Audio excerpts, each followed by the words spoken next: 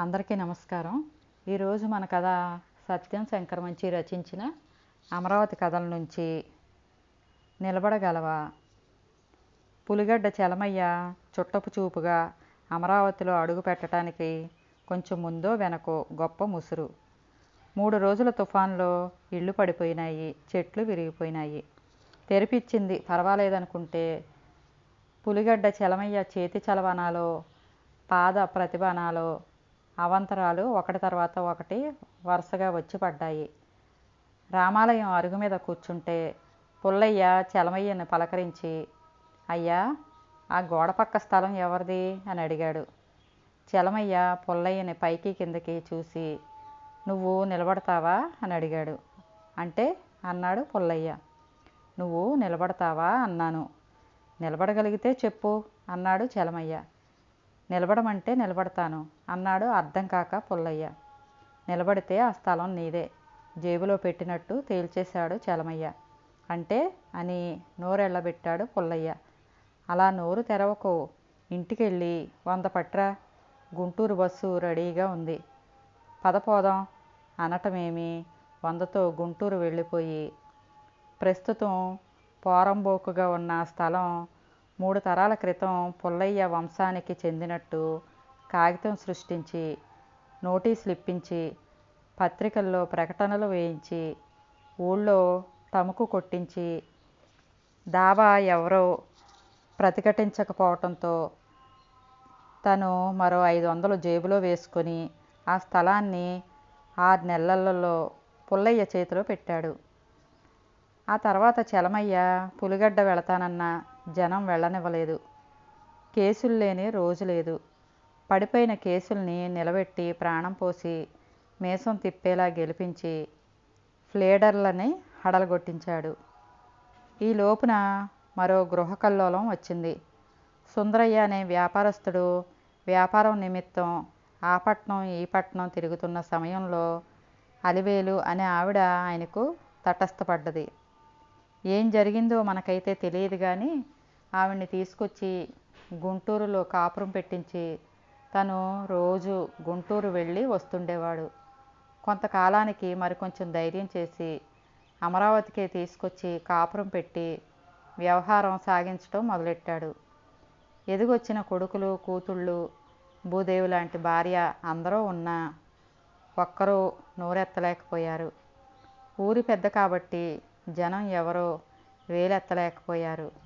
ఆఖరికి సుందరయ్య భార్య చలమయ్య దగ్గరకు వచ్చి, అన్నా, నా పసుపు కుంకుమ నిలుపు, నా సంసారం నిలబెట్టు అని ప్రాధాయపడితే సరే అని అభయం ఇచ్చాడు చలమయ్య.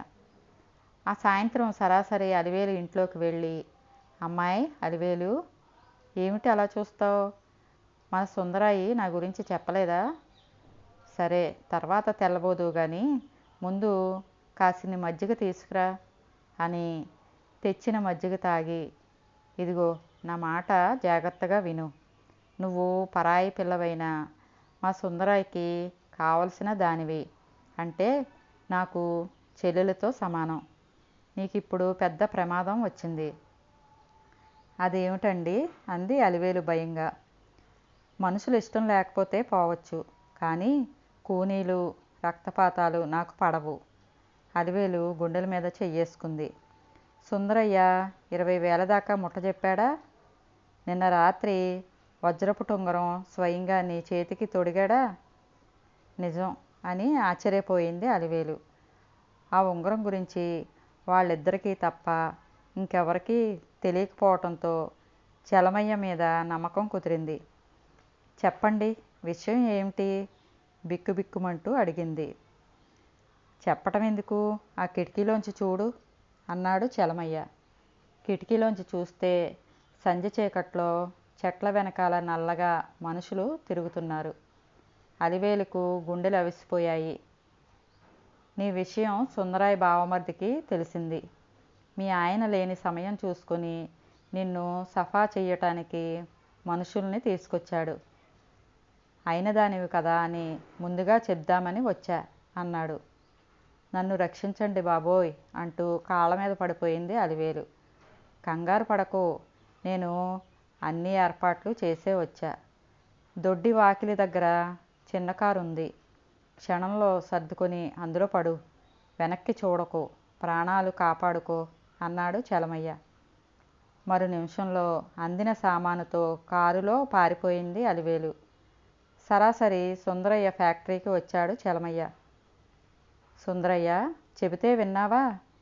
తెలియని వాళ్ళతో మనకు పొందు వద్దయ్యా అని నెత్తి నోరు పెట్టి మొత్తుకున్నానా? వాడెవడో మైసూరు నుంచి వచ్చాట. ఆ ముండ కారులో ఉడాయించేసింది అన్నాడు. ఆ అన్న సుందరయ్యని చెయ్యి పట్టుకు లేపుకొచ్చి ఖాళీ ఇల్లు చూపించాడు చలమయ్య. ఆ మర్నాడు సుందరయ్య సతీసుత సమేతంగా గుళ్ళో అభిషేకం చేసుకుని పసుపు నీళ్లు నెత్తిన చల్లుకున్నాడు. చలమయ్యకు ఆఖరి దశలో పక్షవాతం వచ్చింది. ఆ అదను చూసుకుని ఉన్న 3 ఎకరాలకు వారసులు దావా వేశారు. తను నిలబడలేడు, మాట కూడా పోయింది. హన్నన్నా, అందరినీ నిలబెడతావా అని ఆ రోజుల్లో నిలబెట్టి నడిపించిన నేనే ఈ దశలో నిలబడలేకపోతేనే అని వాపోయాడు. మిగిలిన సగం ఆస్తితో తన కొడుకులైన నిలబెట్టమని దేవుడికి మొక్కాడు. కథ సమాప్తం.